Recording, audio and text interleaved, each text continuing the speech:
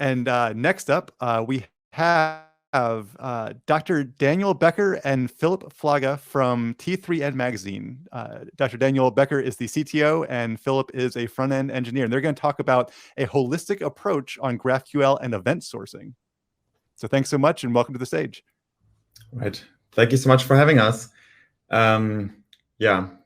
and Philip are going to present the approach we took on implementing GraphQL and how we utilize event sourcing to keep track of the users across our systems. I'm mainly going to present, and then I brought Philip along to basically have a backup who has a bit more of a technical understanding. So if the questions get a bit more technical, with which they're very welcome to be, then Philip will take over. So let's get started. First of all, I want to talk a little bit about the company, just to get you an idea of what we do and our size and so on. So T3N is a platform magazine. We're trying to build a community, and we have various products basically tailored for digital pioneers. So on the right, you can see the magazine, the current issue of the magazine, which actually came out yesterday. So I got permission to show the cover already. But we also have a big online news website in Germany. We run a jobs portal. We have a podcast. We have in-depth guides with topics around new finance, new work, crypto, the metaverse, and so on, and a few more. And currently, we are at about 9.21 million visits per month. We have 4.64 million unique users. Not all of them registered, unfortunately. We are at about 45,000 printed issues. We have 170,000 newsletter subscribers, 100,000 podcast streams, and around 700,000 social network followers. So definitely some reach within the German-speaking market. And yeah, first of all, I want to show you how our architecture looked about 3 years ago before we started introducing GraphQL. And that looked like a typical scenario you can see, or you will find in most companies up to this day. We had monolithic systems running different services. So for example, a new service that was a full stack application or is a full stack application rendering our new site with a separate application for jobs, an internal tool for accounting, and so on.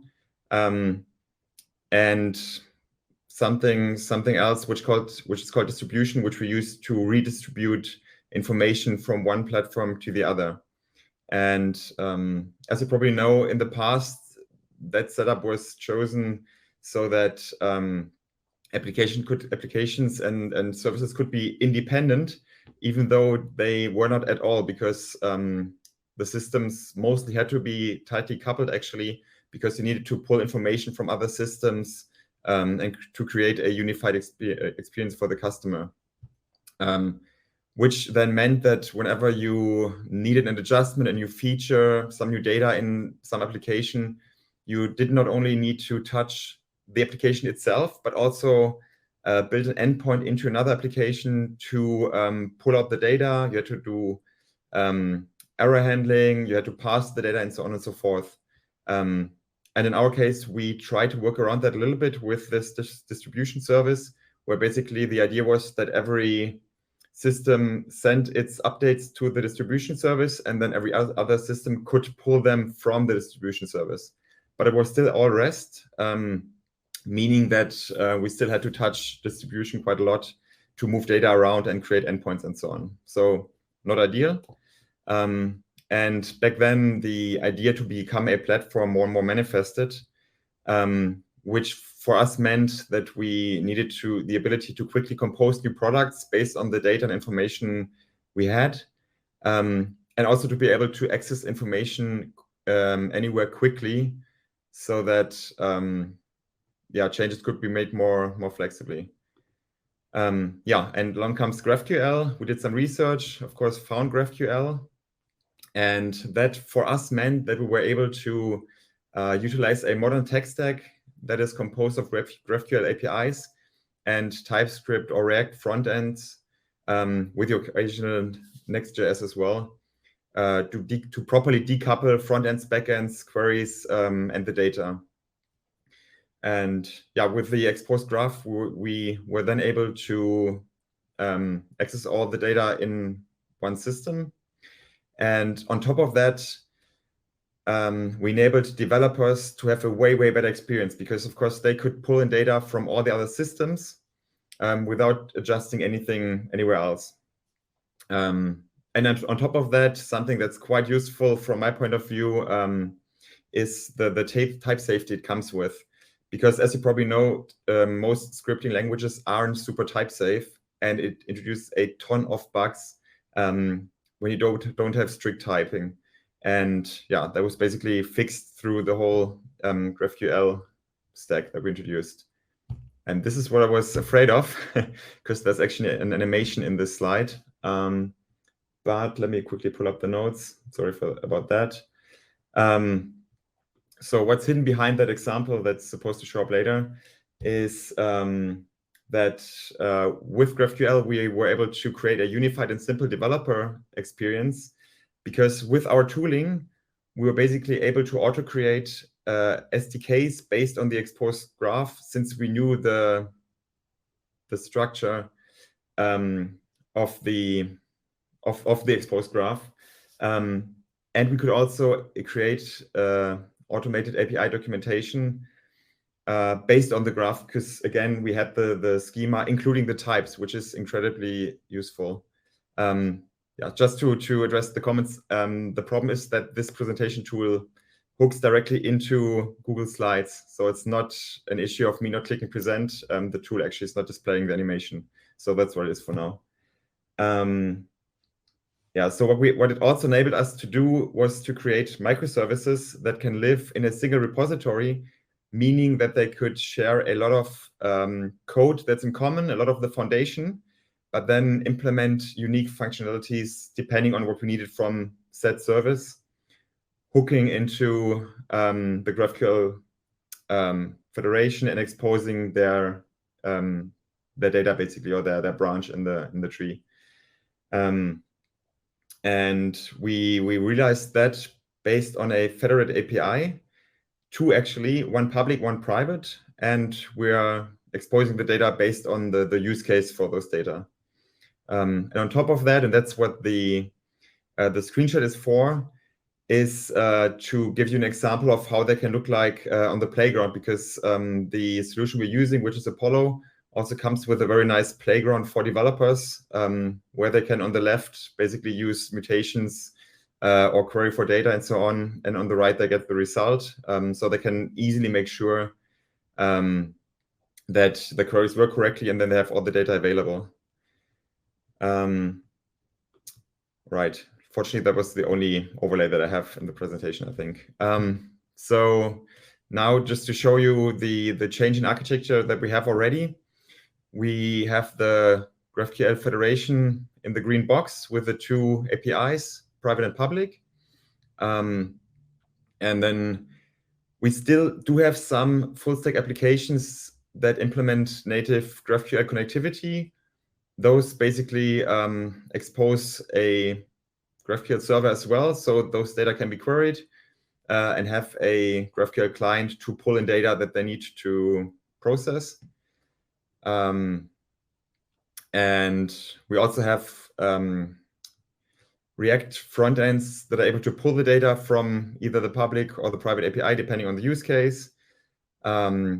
We do have smaller services that are newer that connect directly to GraphQL. For example, the article recommendation service, which is connected to Elasticsearch, that enables different front ends to pull in recommendations for our readers.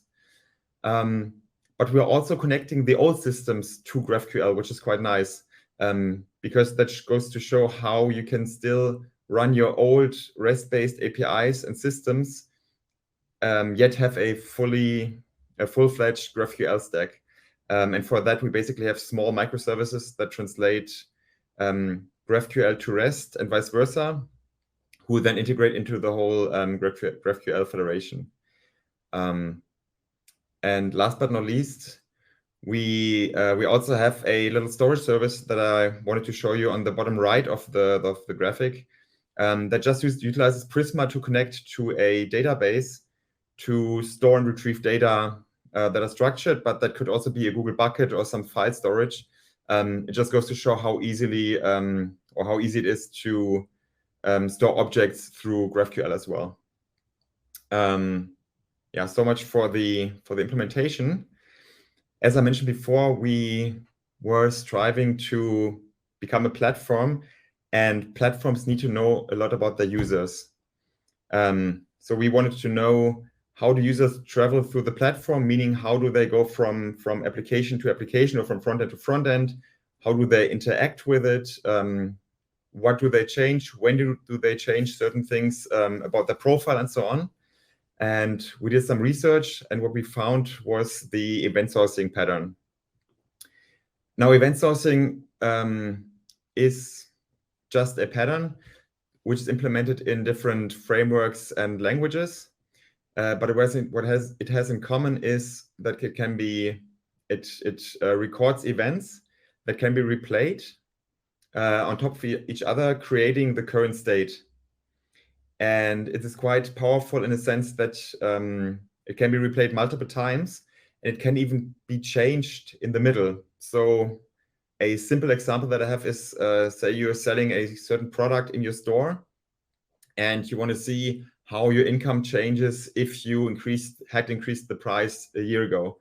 So you basically take all your events for those sales that you made, you forward to 1 year ago, you can adjust the price, and then keep forwarding, and all the changes or the sales that then happen will apply the new price. So you can basically create alternative realities to be able to forecast data, to play around with A/B testing, virtual A/B testing, basically, and yeah, also create sets of test data that are still logically sound and include any structural change based on certain changes you introduce. But you don't have to do that, of course. You can also just replay whatever happened and go back and forth in time, which is super useful for development and debugging as well.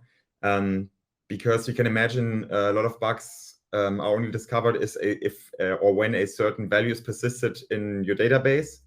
And a lot of times developers wonder how those data got in there and how the values showed up. And using event sourcing, you can basically like go back in time step by step and see when the value changed and what happened to trigger the change. Basically, at least you get the call for the event for the change. And what's also quite nice about it is it does integrate quite well with GraphQL, which I will show you in a minute. But yeah, as I mentioned, event sourcing keeps the integrity of the data all across the history, and you can trace the state back through versioning as well. Yeah, however, you do have some disadvantages that I wanted to mention as well. Mostly, it takes up a lot more storage because you have to record every event that's happening. However, it is database rows, so it's not too big of a drawback from my personal point of view, because databases are quite good at handling big amounts of data. And you can, of course, truncate or remove or compact events as well, so you don't have to always store everything from beginning to end if you are okay with losing some history, for example.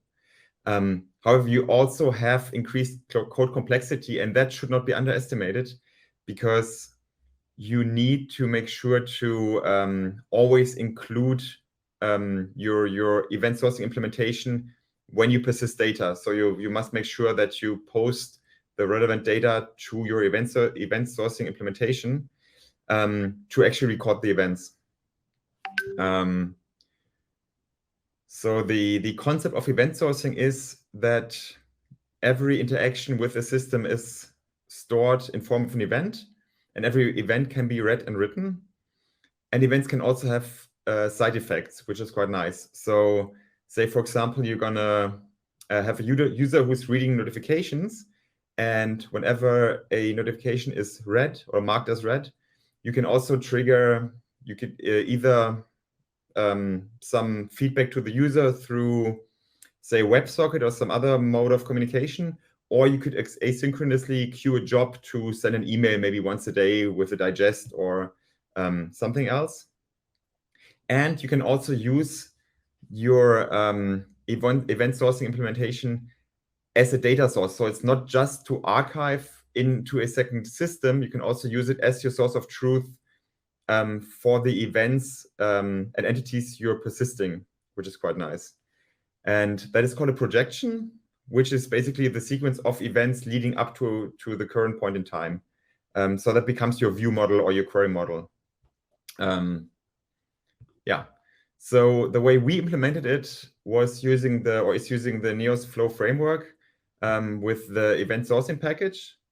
And I want to give you a quick example of a user of event sourcing, a user reading a notification, basically. What needs to happen is basically 5 steps. The first step is to actually create that event, which in this case is user was notified, which includes 4 attributes: the user ID, the notification ID, the message, and the timestamp. But of course, you can track whatever attributes you need to track and whatever information you want to version through the events. And then in the second step, you need to create a projector that's actually persisting instances of the event. It's currently empty because we don't have access to any persistence yet. So in the third step, we enable this persistence through a migration, which basically creates a new table with set attributes and also has a function to take it down again in case we want to roll back. But of course, the migration can also change the structure of the database. It's not always just create and drop. And once we have that in place, you can see in line 25 that we can now insert all the details whenever our event is triggered. So when the user was notified in that case, we persist that. And the event sourcing package takes care of always returning the newest version of the projection, but we still keep track of all of the changes throughout history. So last but not least, you need to register the listener, so the framework can actually trigger it. And then all you need to do is actually trigger events and record them either through jobs or through the API. And in our case, the API is GraphQL. I've actually included this source. It's part of the example given by the Neos framework, the Neos Flow framework. So you can have a look. There's like a lot more. This was just the most simple example to give you an idea of how to implement that. And the way we integrated it is quite easy. You can see it's the graph from before. And we just connected the content API on the right, which does the event sourcing for us, to our private API. And through the private API, we persist new events and also read the projection and use it as the source of truth for our user data. And just to give you some idea about the numbers and stats around our event sourcing implementation, we have been using it since 2019. And currently, we are recording 84 different user event types and have recorded a good 400,000 events, which we can then retrieve back across 12 different projections on those events. All right, I hope you got a little overview. Do you have any questions for me or us? All right, yeah, so let's bring Philip back on as well. And if you have any questions, be sure to post them over in chat, as well as some lovely clap emojis as a round of applause. My first kind of question is around event sourcing for the point of truth. Was that always the plan for that to be your single point of truth for the application, or was there a time before where you had the event sourcing but didn't use it as the point of truth? I think Philip is more qualified to answer that because he's been with the company a bit longer. Well, the first step before deciding to use event sourcing was that we said that we mostly want to be able to analyze the history or the development of a user throughout using the site in a historical context. So that was the main motivator to implement event sourcing instead of just holding the value in its current state like you would with a database. Gotcha. And we have a question from Ricardo. What is the retention strategy of events? I actually have a note here that says history is a big time. I wrote that myself, but I think that's kind of along this line. Like, how long do you retain these, and do you ever purge them? We don't purge them, but we have another feature of event sourcing is that you can take snapshots. And so at certain points in time, either if a certain time has passed or when we are introducing a new feature, where we want to make sure that we save the current state and don't have to play through all the previous events to get the current projection. We save snapshots. So that could be a point in time from which on, looking back to the past, you could maybe purge events from the past. So you basically use a snapshot as the historical view of a certain set, and then you could purge the previous data. We mostly use it to being able to only replay events from a certain point in time, but we don't really lose any information from the past. Okay, and then I guess with that. Mentioned during the presentation that there are the two downsides to kind of doing this model. One of which is the amount of content. We kind of talked about that with the data retention.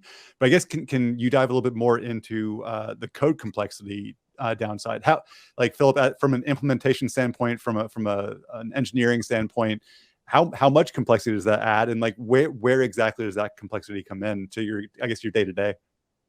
Yeah, so I can only speak from my own experience, and having been introduced to event sourcing only just a while ago and having never heard of it before. So compared to a regular REST API, whatever, where you just send data, sanitize it, put it into the database. There's a lot of more steps or like concepts to grasp in the first place. And then you have commands.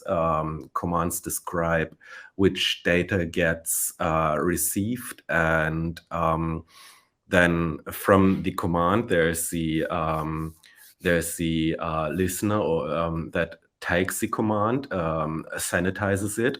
Then the event gets written, if that's valid. Then you have the projection that takes the event, and there's like a lot of steps that make sure that data integrity is given.